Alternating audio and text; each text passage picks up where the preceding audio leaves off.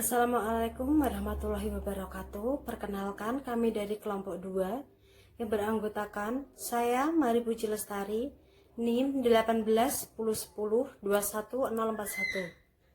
Saya Sania Puspasari, NIM 181010210003. Saya Tasya Arif Fitriani dengan NIM 181010210023.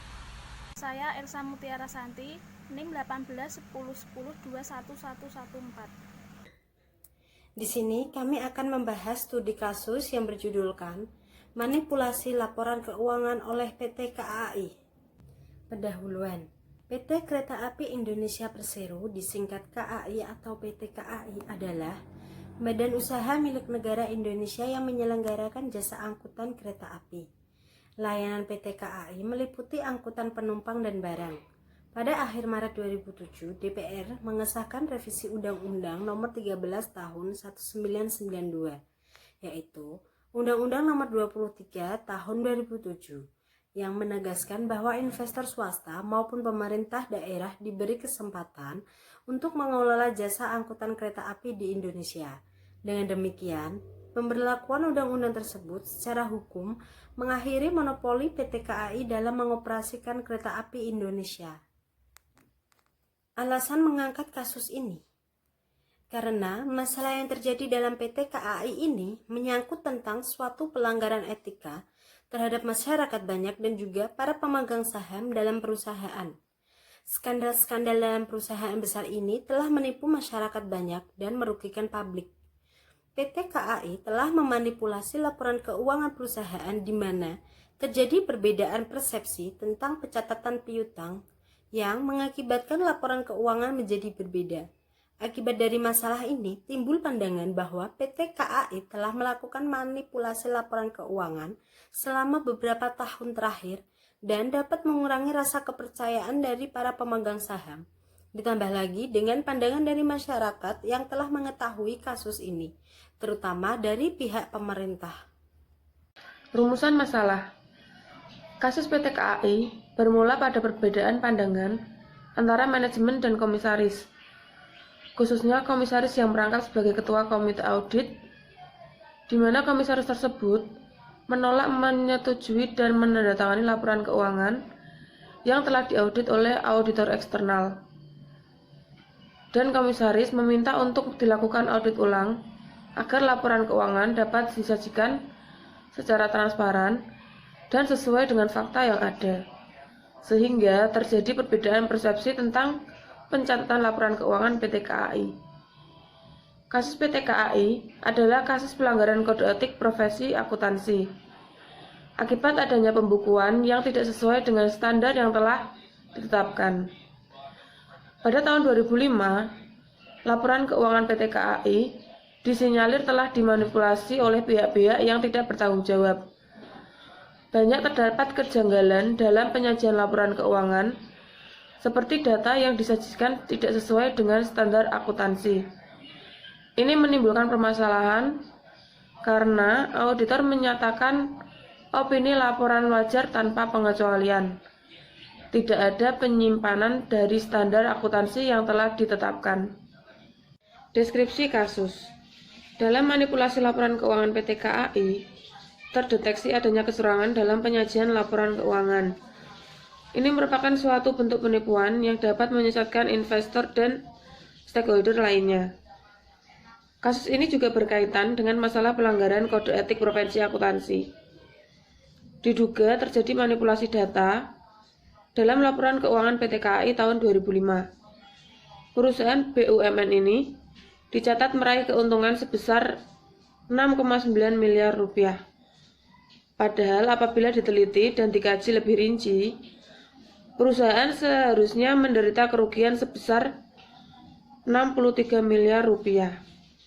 Komisaris PT KAI, Hekinus Manao, yang juga sebagai Direktur Informasi dan Akuntansi, Direktorat Jenderal Perbendaharaan Negara Departemen Keuangan, mengatakan laporan keuangan itu telah diaudit oleh Kantor Akuntan Publik S. Manan.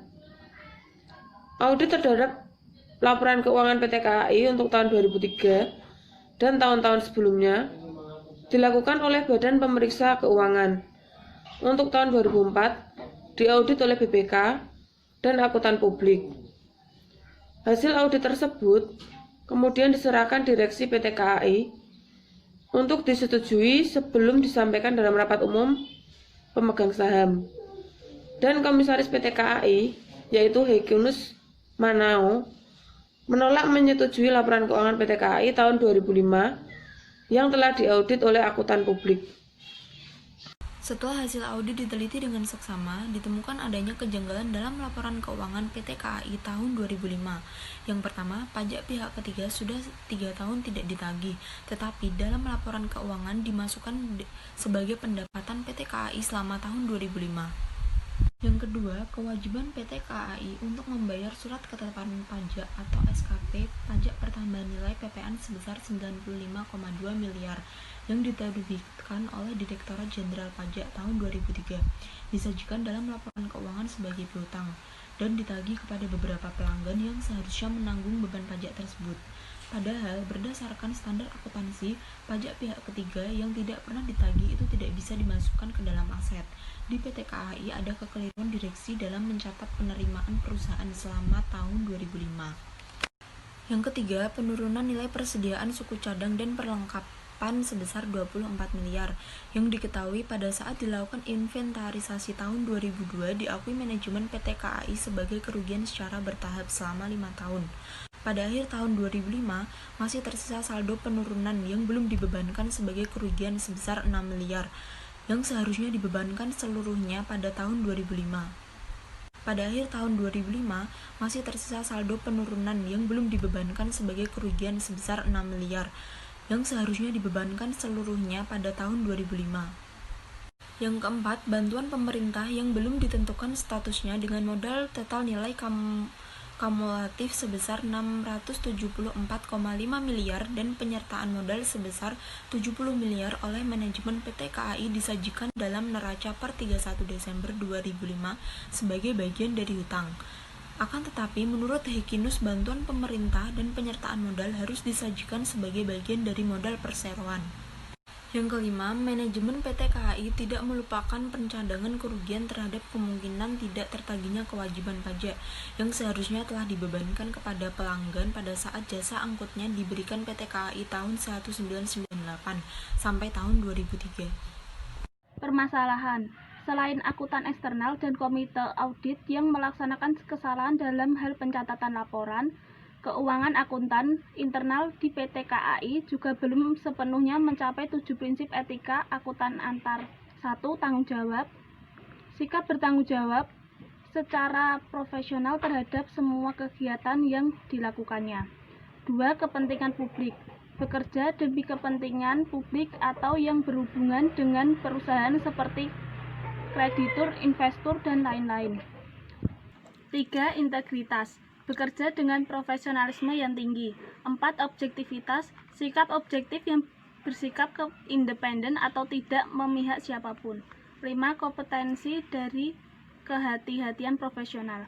Sikap profesional dengan penuh kehati-hatian kompetensi dan ketekunan serta mempunyai berkewajiban mempertahankan pengetahuan dan keterampilan profesionalnya pada tingkat yang diperlukan. 6. Sikap profesionalisme.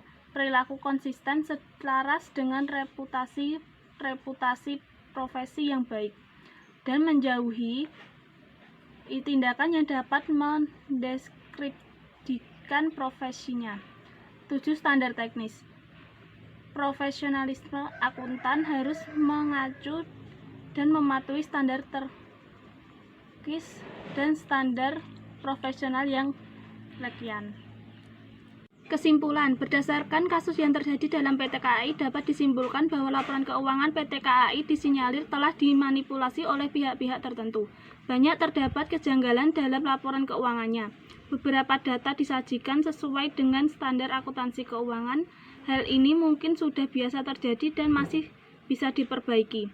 Namun yang menjadi permasalahan adalah pihak auditor yang menyatakan laporan keuangannya itu wajar. Tidak ada penyimpangan dari standar akuntansi keuangan. Hal inilah yang patut dipertanyakan. Kasus ini juga berkaitan dengan masalah pelanggaran kode etik profesi akuntan yang menurut saya akuntan internal di PT KAI belum sepenuhnya menerapkan 7 prinsip etika akuntan. Ketujuh prinsip akuntan tersebut yaitu 1. Tanggung jawab, 2. Kepentingan publik, 3. Integritas, 4. 5. Kompetensi dan kehati-hatian profesionalisme, 6. Sikap profesionalisme, 7. Standar teknis. Sekian presentasi dari kelompok kami. Jika ada salah kata dalam penyampaian, kami mohon maaf yang sebesar-besarnya. Dan jika ada yang ingin dipertanyakan, silahkan mengisi di kolom komentar. Terima kasih. Wassalamualaikum warahmatullahi wabarakatuh.